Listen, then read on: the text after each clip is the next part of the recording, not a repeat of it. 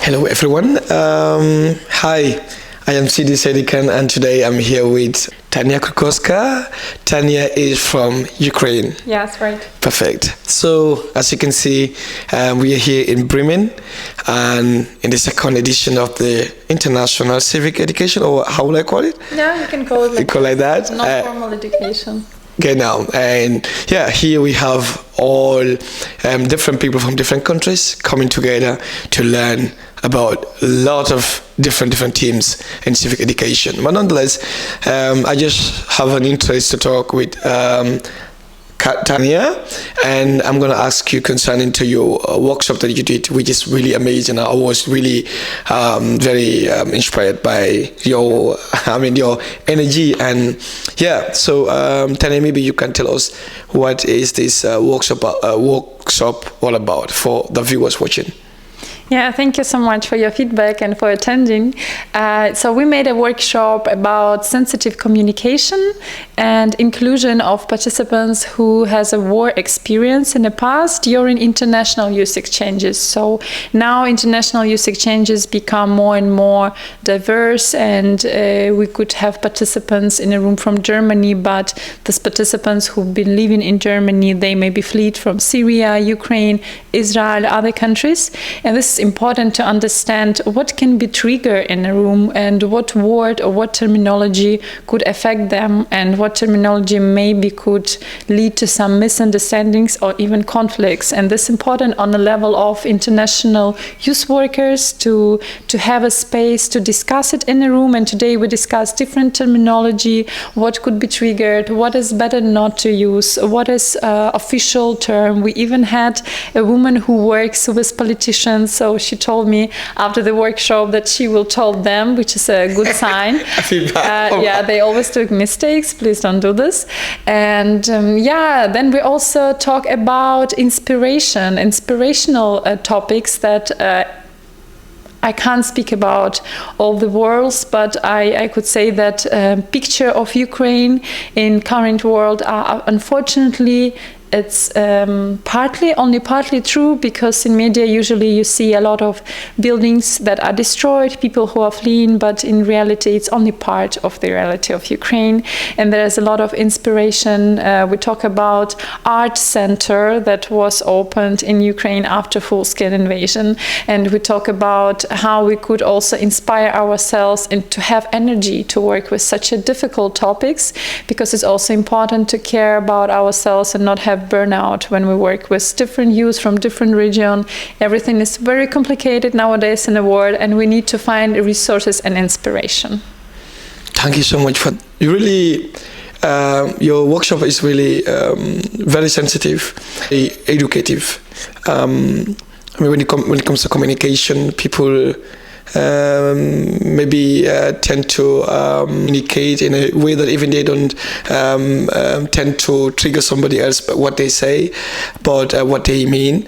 But you give us, an like German people say, an eye-opening workshop that opens our eyes to know, okay, we have to be very sensitive, when it comes to some certain discourse or certain question, So what would you like to say to people, like, for example, to be careful of when, example, talking to people who are went through not just only war, but through their own experience for what, as a victim for whatever they are, asking into that.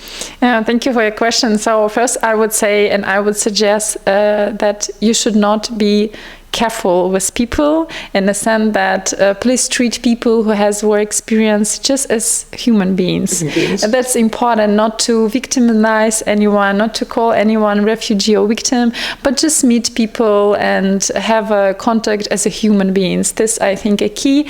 And of course it's normal, it's part of our reality to afraid to ask questions. I also not an expert in all the words, in Europe, and I always sometimes I catch myself also that maybe I'm not sure how to ask or what term to use, so maybe better not to even talk to this person.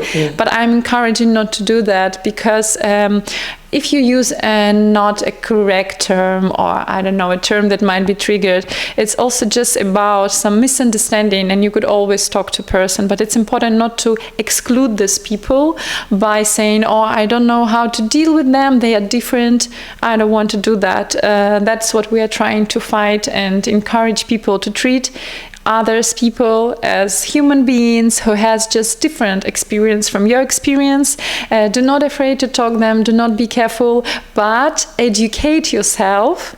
And then when you educate yourself and you attend our workshops or other workshops, then you feel more confident, and then there is less risk for this misunderstanding. Because in the end, there is no intention never to harm anyone. It's just about words that also has power. And it's important to educate ourselves. If you had to say one or two words to people watching us, about Ukraine and what we might misunderstand about the whole situation happening in Ukraine, and mainly you've been here to help us to understand some of the things that we don't even know, or maybe we might misunderstood it. What will you say to people watching? I think the main focus and main misunderstanding is a picture in media that people see here in many countries is a destroyed building, people who are fleeing, that's it. This is Ukraine. This is the first association, because I personally don't know media who are sharing inspiring facts and things and events, culture events, hipsters events that are going on now, not on all regions, parts of Ukraine, unfortunately, but in that parts, because Ukraine is really a huge country, that are closer to NATO countries, not close to Russia, and the closer to NATO countries you come, the more secure. There is no security, but still there is more secure to do things. People are going to the protests, they laugh, they also have parties, they contribute a lot, they fight for their future on a different levels, then donate to Ukrainian army, because they believe that this is the only one instrument that could protect after 10 years of horrible war. So I think this there is a lack of this inspiration, resistance, and understanding that fight. It's always on a different levels, and Ukraine, it's a good example of how you can also ask yourself what I'm doing here, that someone is dying there, because it's all connected. Mm-hmm. It's not that we are sitting here in a peaceful room in Germany and there somewhere there is a war. Mm-hmm. No, the things we're talking about now, the things we do not talk about here, they are influencing what is going on there. And I think this is very important to understand and to put responsibility also to ourselves. Watch out. Whatever you're going to say, whatever you see on social media doesn't seem to be the reality. So if you want to know the reality, follow up, check out, so you can give you one of those most important follow our Instagram, Tolerance in You. We are NGO from Ukraine. Our name is Tolerance in You, and we are now in the premises of Lidica House. Our partners from Germany, amazing institution. So please, if you are in Bremen, come to Lidica House and educate yourself. Be educated.